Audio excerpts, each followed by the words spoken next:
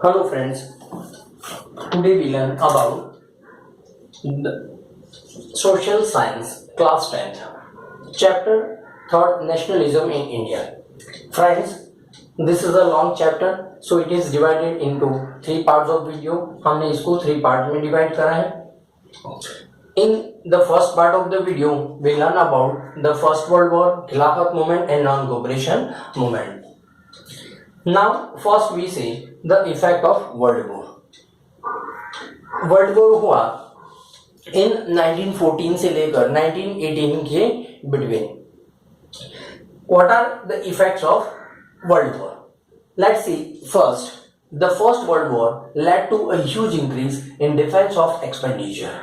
First world war की वजह से उन कंट्रीज के एक्सपेंडिचर बहुत सारे बढ़ गए. उसकी वजह से also government increased the taxes on the peasants and also on other items.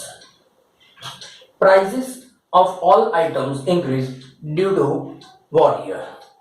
Almost देखो उसके prices भी डबल हो गए in the 1913 and 1918. Then after the crops failure in many parts of India. और ये after the world war India के बहुत सारे पार्ट के अंदर क्रॉप्स फेल हुआ. So due to the result is acute the shortage of food. और उसकी वजह से कंट्री के अंदर शॉर्टेज ऑफ फूड हो गया. And then influenza epidemic further aggravated. उसके बाद इन्फ्लुएंजा पूरे कंट्रीज में फैल गया मोस्ट ऑफ द पार्ट के अंदर. And according to 1921 census, about 12 to 13 million people were died due to epidemic and famines.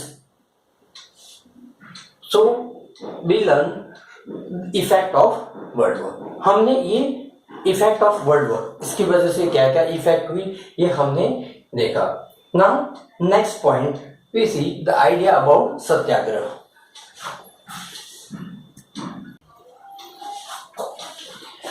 Now, in the second point, the idea of Satyagraha. Who gave the idea about Satyagraha? Mahatma Gandhi. Mahatma Gandhi gave the idea about Satyagraha. First, the Mahatma Gandhi returned to India in the January 1915. 1915 में Mahatma Gandhi India आए south Africa से. His novel method of mass agitation movement that is called सत्याग्रह. उन्होंने एक mass movement की, लोगों को साथ में रखकर उनका ट्रस्ट जीतकर और अपने साथ में लेकर नॉन वायोलेशन मेथड के थ्रू उन्होंने सत्याग्रह किया. Now in the third point, the idea of Satyagraha emphasizes the power of the truth and the search of the truth. And what are the changes after the movement and who led the movement?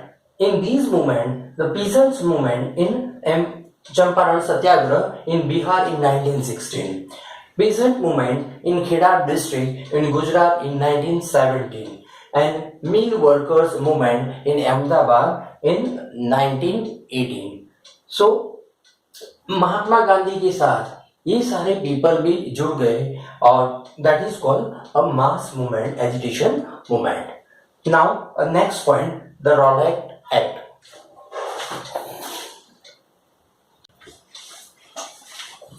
इसके बाद next point, Rowlatt Act in 1919. The Rowlatt Act was passed by the Imperial Legislative Council in 1919. 1919 में उन्होंने British government ने Rowlatt Act pass किया. The Indian members are did not support the Rowlatt Act. वो act pass हुआ but Indian no any member of India, उसमें कोई भी Indian member ने सपोर्ट नहीं किया था. It allowed of political prison without trial for 2 years. कोई भी पर्सन को जिसके ऊपर डाउट है उसको प्रिजन कर दिया जाता और इन 2 years तक उस पर कोई भी ट्रायल नहीं होता. On the 6th April, Gandhi ji launch a national wide movement satyagraha against the Rowlatt Act. Gandhi ji ने 6 अप्रैल को 1919 में नेशनल वाइड मूवमेंट की and several local leaders were arrested. So in the Rowlatt Act, after the Rowlatt Act, the next point we learn about Jallianwala Bagh massacre.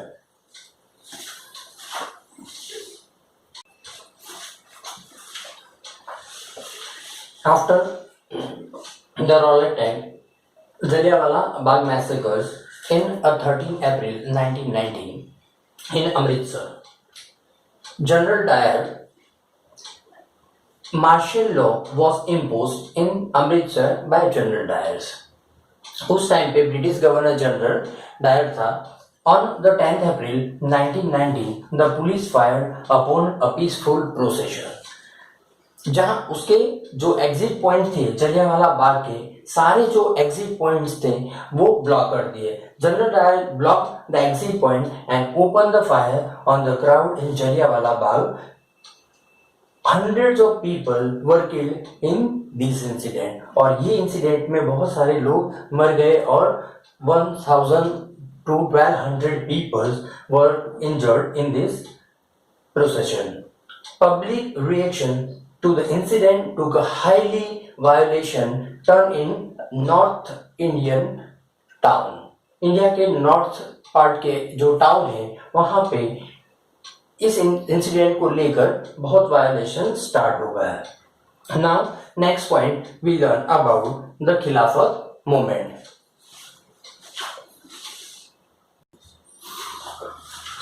Now this point the Khilafat movement. Khilafat movement committee was formed in Bombay March 1919. The committee had leaders like the brothers Muhammad Ali and Shaukat Ali. दोनों इसके leaders थे and they also wanted Mahatma Gandhi to take of the cause to build the united mass actions. Mahatma Gandhi को भी उन्होंने इस action के अंदर जोड़ दिया. At the Calcutta session of the Congress in September 1920s, the resolution was passed to launch a non-cooperation movement in a support of the खिलाफत movement and also for Swaraj. Swaraj के लिए और खिलाफत मूवमेंट के लिए उन्होंने एक रेजोल्यूशन 1920s में कलकत्ता के अंदर पास किया. सो ये खिलाफत मूवमेंट और किसके लिए, आप जो उसके साथ जो मुस्लिम्स लोग भी जुड़ गए और उसके बाद हिंदू और मुस्लिम के अंदर ब्रदरहुड हो गया. Now, the next point, we learn the non-cooperation movement.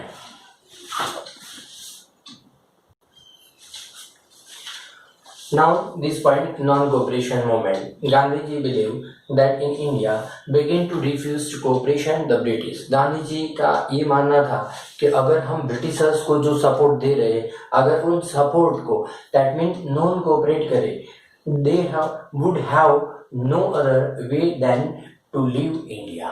उसके बगैर हम उसको यहाँ से भगा नहीं सकते, ड्राई आउट नहीं कर सकते. So we have to apply non cooperation movement. That mean Britishers को सपोर्ट नहीं करे. Some peoples of non cooperation movement and they have to surrender the titles and they which were awarded by the Britishers. Britishers के through जिसको भी awarded मिले हैं वो सारे को सरेंडर कर दें. कौन कौन से मेथड अप्लाई करेंगे? एक तो सेकंड वाला, boycott the civil services. Civil services का बॉयकॉट करो, जैसे आर्मी, उसकी पुलिस, उनका court, legislative council and schools. Britishers के थ्रू जो भी सर्विसेज दी जा रही है उसका बॉयकॉट करो. Then third, boycott the foreign goods. Foreign goods जो हम यूज कर रहे हैं और उसका बॉयकॉट करो, यानी कि ब्रिटिशर्स के वहां से जो भी गुड्स आता है उसका यूज ना करे, ओनली फॉर लोकल गुड्स का यूज करे. Then the launch full civil disobedience movement campaign. और इसके लिए गांधी जी ने सिविल डिसोबीडियंस मूवमेंट के लिए उन्होंने कैंपेन्स करना स्टार्ट कर दिया. Then the next point, the differing the strengths within the movement. और इसके सिवा अलग अलग जगह पे भी अलग अलग मूवमेंट हुई. तो इसके बाद हम उस पॉइंट को देख लेते हैं.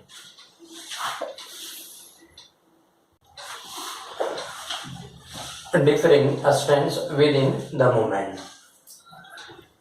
The non-cooperation खिलाफत movement began in January 1921. non-cooperation खिलाफत movement 1921 जनवरी के अंदर स्टार्ट हुआ.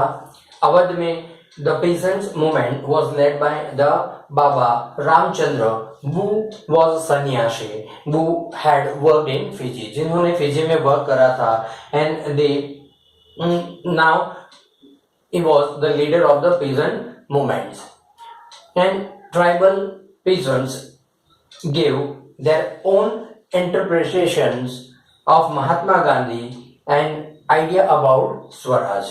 महात्मा गांधी के साथ वो लोग प्लांटेशन थे वो भी जुड़ गए थे, एंड जो ट्राइबल पीपल्स आदिवासी लोग थे वो भी स्वराज के लिए जुड़ गए थे. The plantation workers were not to leave the tea gardens without permission of Britishers. Britishers के परमिशन के बिना वो लोग टी गार्डन्स में भी नहीं जा सकते थे, फॉरेस्ट में भी नहीं जा सकते थे, वहां से फायर के लिए वुड भी नहीं ला सकते थे. बहुत सारे restriction levied on our Indian peoples, but they got stranded on the way because of the railway and the steamer strike. उन्होंने रेलवे और स्टीमर जो स्टीमर्स चला रहे थे उस पे उन्होंने स्ट्राइक कर दिया.